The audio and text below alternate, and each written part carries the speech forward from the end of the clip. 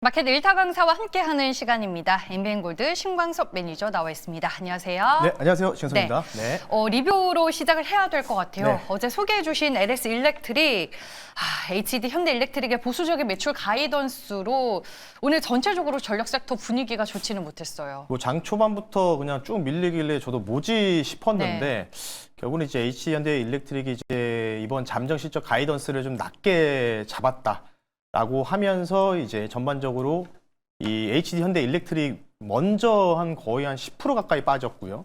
그리고 나서 이제 LS 일렉트릭, 뭐 효선중공업 순으로 어찌 보면 이제 전력 대장, 3대장이잖아, 이 세 종목들이. 그러다 보니까 좀 이제 주가가 뭐 기본 뭐 5에서 많게는 한 10% 가까이 좀 급락이 좀 나왔는데, 지금 이제 구간을 좀 보게 되면 차트 보면서 말씀드릴게요. 아래 꼬리를 좀 달아줬죠. 그리고 제가 이제 어제 그대로 그냥 손절 가격하고 목표 가격 이렇게 1차, 2차 나눴었지만, 제가 여기 뭐라고 말씀드렸죠? 박스권이라고 말씀드렸잖아요.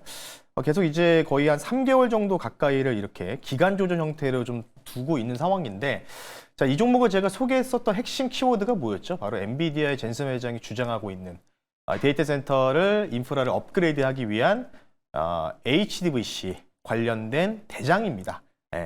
HD 현대 일렉트릭과 LS 일렉트릭의 차이가 뭐냐면, HD 현대 일렉트릭은 초고압이고요. LS 일렉트릭도 마찬가지로 초고압을 하지만 현대보다는 좀 점유율이 낮아요. 근데 최근에 매출 신장이 좀 북미 지역에서 올라오고 있는데, 여기에서 현대가 못하는 거를 이제 HDVC를 LS 일렉트릭이 독보적으로 현재 기술을 좀 보유하고 있기 때문에, 이와 관련된 또 공장도 이제 북미 공장도 증설도 이미 또 진행을 하고 있던 부분이 없잖아 있기 때문에, 저는 이제 이런 생각이 들어요. 이렇게 이제 뭔가 4분기 실적, 그러니까 이미 지금 얻어 맞은 거거든요. 그러니까 이 4분기 실적이 통상 1월 말이나 2월 초에 이제 발표가 돼요.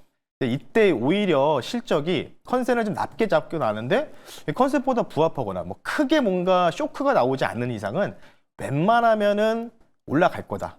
저는 그래서 오히려 1, 2월 특히 이제 구정이 오기 전까지는 이 전력, 어찌 보면 지금 전력 병목 현상이거든요.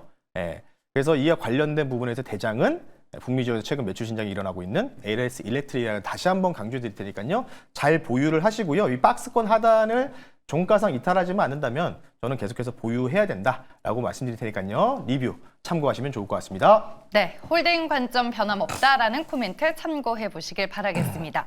네, 그동안 이제 강한 매수세를 보였던 외국인들 오늘 매도하고 있습니다. 그리고 코스피 업종 대표 종목 각각 가격에서 그래도 코스피가 네, 이어받아 주시죠. 네.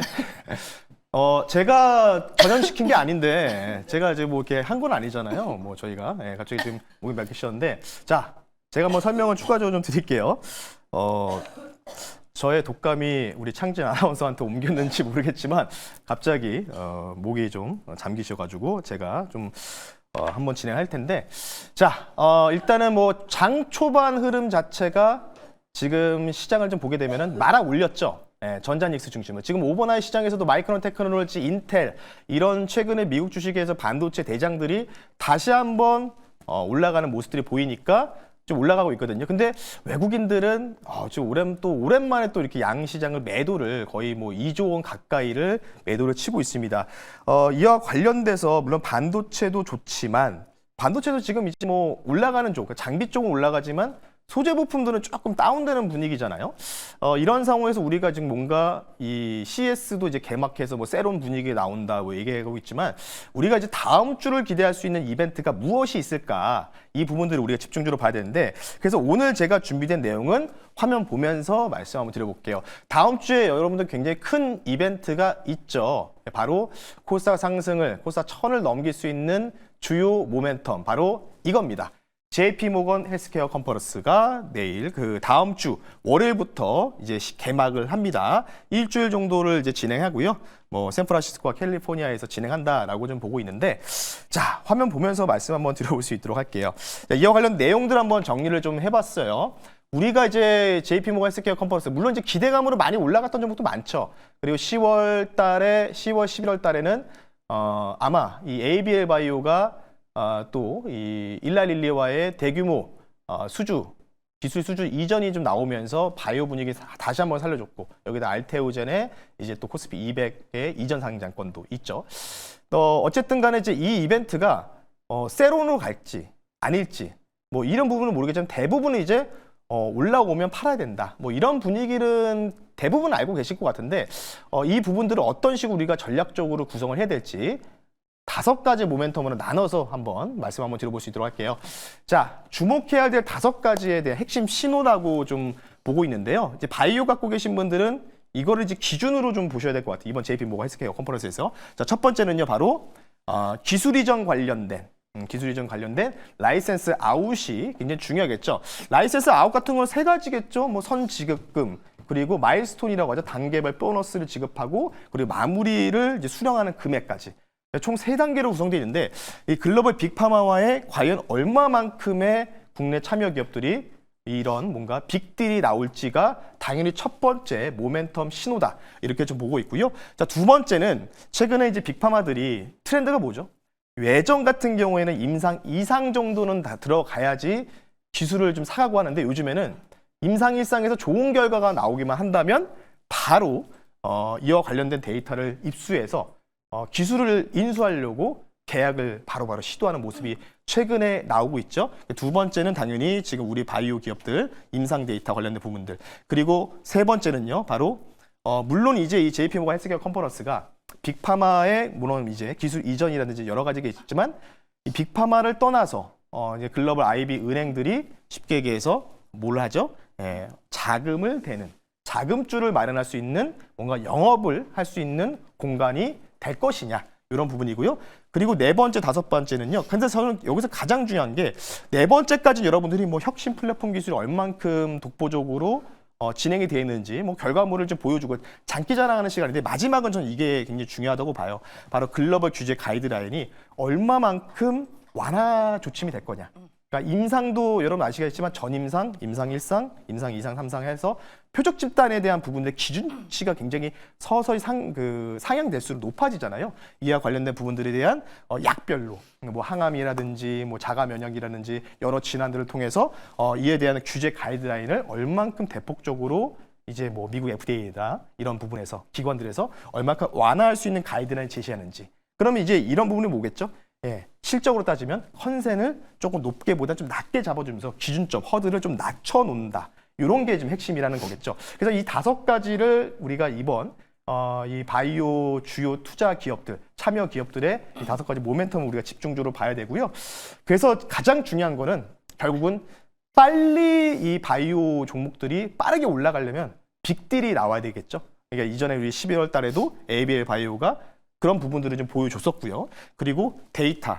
결국 이제 임상 데이터 관련된 데이터가 결국 그 회사의 가치를 평가할 수 있는 잣대이기 때문에 이 2가지가 저는 이제 개인적으로는 가장 큰 핵심이 될 거다. 이렇게 좀 말씀을 드리겠습니다. 그래서 이와 관련된 부분들을 좀 우리가 전반적으로 봤을 때는 여러 가지 뭐 데이터도 좋고 5가지 모멘텀 계속 확인해야 되겠지만 가장 중요한 건 뭐죠? 빅딜이겠죠. 빅딜. 얼만큼 큰 빅파마와의 이 부분들이 가셔야 될 거고 그리고 마지막은 뭐겠죠? 이제 바이오도 빅파마를 중심으로 재편 작업에 들어가서 뭐 반도체나 뭐 이런 것처럼 밸류체인화가 될 수 있는지 이런 부분들을 집중적으로 봐야 된다. 약 하나가 아닌 약을 만드는 공장 안에 밸류체인으로 협력사 관계로 들어가느냐. 이런 부분들이 핵심이기 때문에 오늘 결론은 당연히 바이오 종목으로 준비했고요. 결론을 이렇게 한번 구성해봤습니다. 예전에는 이제 임상 2상만 되면 임상 2상 좀 됐으니까 그래 수입하자, 이거 기술 수출하자, 기술 수입하자 라고 했지만 최근에 빅파마가 작년부터 GLP-1계열에 대한 부분들 제형도 마찬가지겠지만 임상 1상만 어느 정도 좋은 성과 나오면 바로 더 싼 가격. 왜냐하면 임상 1상에서는 1,000억 정도의 기술 금액이라고 친다 보면은 2상 넘어가면 그게 거의 몇 배수가 뛰어버리잖아요. 그렇기 때문에 이런 임상 1상에서 좋은 결과 데이터를 나올 수 있는 기업 이런 것만 나오면 빅파마들은 후보군 몇 개를 가지고 와서 자체적으로 개발을 해버리면은 더 큰 성과가 나올 수 있기 때문에 이번 JP모건 헬스케어 컨퍼런스에 참여할 수 있는 기업 중에서 임상 1상 데이터가 기대되는 종목, 잠시 뒤 그 종목 한번 말씀 한번 드려볼 수 있도록 하겠습니다. 네, 저의 기침으로 잠시 방송에 고르지 못했던 점 진심으로 사과의 말씀 먼저 드리겠습니다. 일단 오늘 강의를 들어보니까 네. JP모건 헬스케어 컨퍼런스에 참가할 기업 중에 한 종목이 1타 종목일 것 같습니다. 네. 어떤 종목인가요? 네, 뭐 여러 기업들을 좀 소개를 시켜드렸고 그 기업들 뭐 당기 추세 이탈하지 않는 범위에서 계속 잘 가고 있습니다. 신고가 나왔다가 또 눌리고 신고 나왔다 또 눌리고 반복하고 있는데 과연 이제 5가지 모멘텀 중에서 뭔가 부족해가지고 세로에 나올지. 근데 제가 볼 때는 절정은 다음 주 중반이 되지 않을까. 바이오들은 오늘 좀 빠지고 있지만 그래서 음봉에서 공략해보자라고 가지고 나왔고요. 종목명 바로 말씀드릴게요. 53,800원이고요. 종목명은요 신규 상장주입니다. 에임드 바이오라는 종목을 소개시켜드릴 수 있도록 하겠습니다. 최근에 주가가 좀 빠져서 걱정하시는 분들도 맞아요. 있더라고요. 네, 좀 자세히 들어볼게요. 자, 이 회사 같은 경우는 항체 기반의 항암 신약 회사라고 좀 보시면 좋을 것 같습니다. ADC 항암, 파이프라인 플러스 이중 항체 사업을 영위를 하고 있습니다. 그리고 추가적으로는 이 회사가 상장됐을 때 상성 라이프 사이언스 투자 기업으로도 이제 이름이 나면서 공모가보다 더 높게 치고 가는 흐름들이 나왔다라고 좀 보면 될 것 같고요.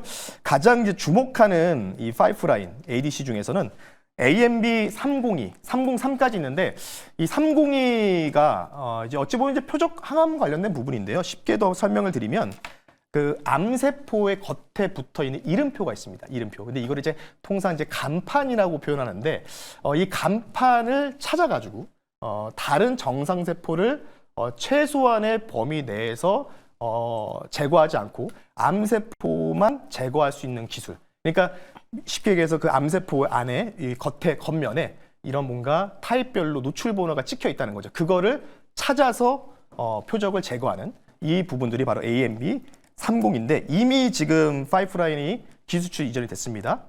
그리고 AMB 303 관련된 부분들 따른 또 임상 1상교 관련한 데이터 관련된 부분들도 첫날에 발표할 예정이기 때문에 이와 관련된 기대감 충분히 살아있다. 그래서 추가적인 파트너십도 기대가 된다라고 좀 말씀드리면서요. 가격 전략 말씀 한번 드려볼게요.